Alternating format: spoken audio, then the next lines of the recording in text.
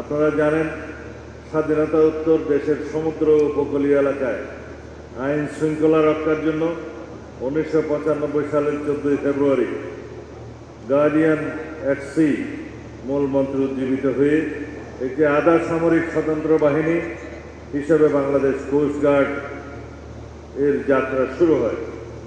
মূলত বিএনপি সরকারের তৎকালীন প্রধানমন্ত্রী দেশনেত্রী বেগম খালেদা জিয়ার নেতৃত্বে কোস্টগার্ড গঠনের ভিত্তি তৈরি হয়, যা পরবর্তীতে এই বাহিনীর সার্বিক উন্নতি, নীতি নির্ধারণ এবং অবকাঠামোগত উন্নয়নের জন্য একটি পাথেয় হিসেবে কাজ করেছে। সূচনা লগ্ন হতে এই বাহিনী সকল প্রতিকূলতা পেরিয়ে আজ উপকূলীয় এলাকার জনগণ তথা দেশের গণমানুষের মাঝে আস্থার প্রতীকে পরিণত হয়েছে। সময়ের সাথে সাথে দেখা দেয় নিত্য নতুন প্রয়োজন। রেডি থাকতে হয় প্রতি মুহূর্ত। তাই এলো ইনোভার, যেন আপনি লাইফে থাকেন রেডি প্রতিদিন। Innova, designed for now. দেশের সমুদ্র নদ নদী বেষ্টিত উপকূলীয় এলাকার সার্বিক নিরাপত্তা রক্ষার জন্য বাংলাদেশ কোস্টগার্ড অনন্য ভূমিকা রেখে যাচ্ছে। এই জন্য কোস্টগার্ডের সকল সদস্যকে আন্তরিক ধন্যবাদ জ্ঞাপন করছি।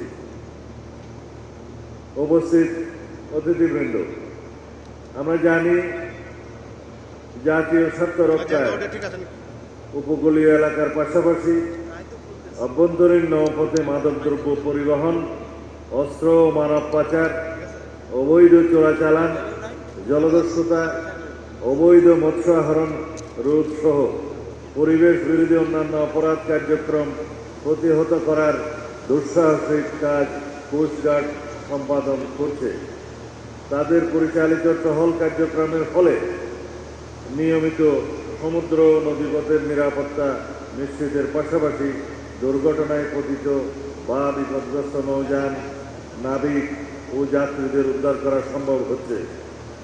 সেই সাথে উপকূলীয় এলাকার প্রাকৃতিক দুর্যোগ মোকাবেলায় স্থানীয় জনগণ, মৎস্যজীবী এবং নৌযান মালিকদের সচেতনতা বৃদ্ধি সহ বিভিন্ন জনসচেতনতামূলক কাজে এই বাহিনী অত্যন্ত প্রশংসনীয় ভূমিকা পালন করে যাচ্ছে। বিশেষ করে ঘূর্ণিঝড়, বন্যা এবং অন্যান্য প্রাকৃতিক দুর্যোগের সময় কোস্টগার্ডের সদস্যগণ বিপন্ন মানুষের জীবন রক্ষা এবং ত্রাণ কার্যক্রম পরিচালনায় বিশেষ অবদান রেখে চলেছে। পৃথিবীর বৃহত্তম ম্যানগ্রোভ ফরেস্ট ও ওয়ার্ল্ড হেরিটেজ স্বীকৃতিপ্রাপ্ত সুন্দরবন দেশের পরিবেশগত ভারসাম্য রক্ষায়, জীববৈচিত্র্য সংরক্ষণে, পর্যটন শিল্পে ও প্রাকৃতিক দুর্যোগ মোকাবেলায় অত্যন্ত গুরুত্বপূর্ণ। সম্প্রতি সুন্দরবন ডাকাতদের উপদ্রব বৃদ্ধি পেয়েছে, যার অন্যতম শিকার আমাদের নিরীহ মৎস্যজীবী ও মধু সংগ্রহকারীগণ। গভীর বন, হাজারো নালা ও যোগাযোগবিহীন দুর্গম সুন্দরবনের নিরাপত্তা কোস্টগার্ডের উপর বহুলাংশে নির্ভরশীল। কোস্টগার্ড এই সকল ডাকাতদের নির্মূলকরণে প্রতিনিয়ত অভিযান পরিচালনা করছে। গত এক বছরের কিছু বেশি সময়ে কোস্টগার্ড সুন্দরবন এলাকায় মোট 29টি অভিযান পরিচালনা করে 35 জন কুখ্যাত ডাকাত গ্রেপ্তার, 47টি অবৈধ আগ্নেয়াস্ত্র, বিপুল পরিমাণ গোলাবারুদ উদ্ধার করেছে। পাশাপাশি ডাকাতদের কাছ থেকে 30 জন জিম্মিকে উদ্ধার করেছে।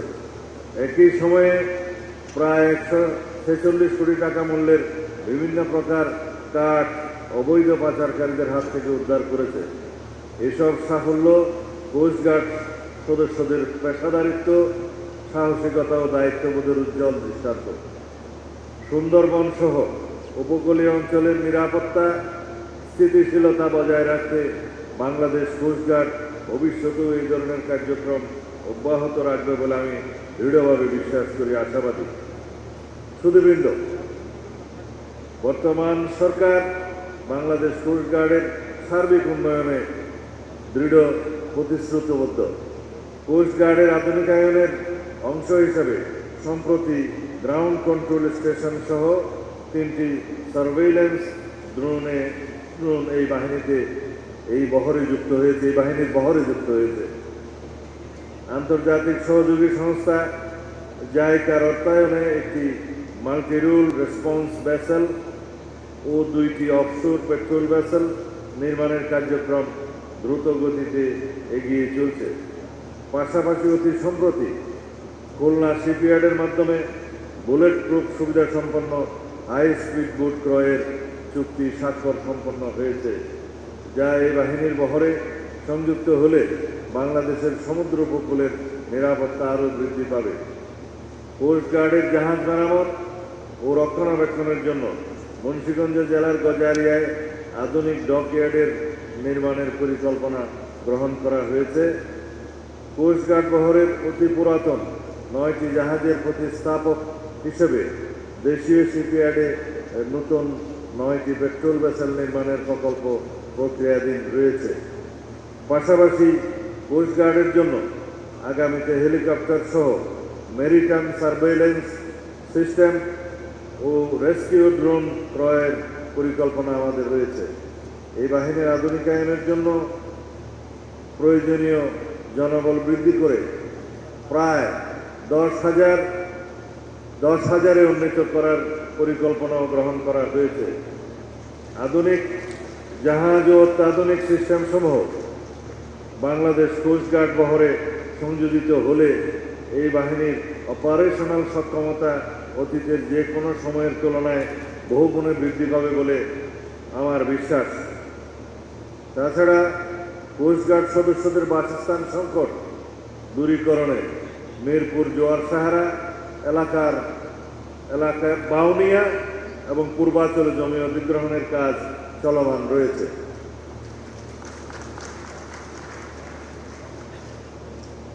উপস্থিত সুধীবৃন্দ, কোস্টগার্ড প্রতিষ্ঠাতা দেশনেত্রী বেগম খালেদা জিয়ার দূরদর্শী চিন্তা ও প্রধানমন্ত্রী তারেক রহমানের দক্ষ ও বলিষ্ঠ নেতৃত্বে বর্তমান সরকার কোস্টগার্ডকে একটি আধুনিক ও যুগোপযোগী বাহিনী হিসেবে প্রতিষ্ঠিত করতে বদ্ধপরিকর। আমাদের মূল মন্ত্র হল সততা, নিষ্ঠা এবং সাহসিকতার মাধ্যমে সবার আগে বাংলাদেশকে বিশ্বের সামনে আত্মমর্যাদা সম্পন্ন জাতি হিসেবে প্রতিষ্ঠিত করা। তাই দেশের সামুদ্রিক সম্পদ ও উপকূলীয় জনগণের সুরক্ষা নিশ্চিত করতে বাংলাদেশ কোস্টগার্ড সততা ও দেশপ্রেমের সহিত দায়িত্ব পালন করে যাবে এবং যে কোনো পরিস্থিতিতে স্থানীয় প্রশাসনের সাথে সমন্বয়পূর্বক সরকারকে সহায়তা প্রদান করে যাবে এবং এর মাধ্যমে জনগণের আস্থা অর্জনে আরও অগ্রণী ভূমিকা রাখবে বলে আমি দৃঢ়ভাবে বিশ্বাস করি। প্রিয় কোস্টগার্ড সদস্যবৃন্দ, আপনাদের কর্মদক্ষতার জন্য আজ যারা পুরস্কৃত হয়েছেন আমি তাদের সকলকে আন্তরিক শুভেচ্ছা ও অভিনন্দন জানাই। এই বাহিনীর সকল সদস্যদের সামগ্রিক জীবন শান্তি ও কল্যাণময় হোক এই কামনা করি।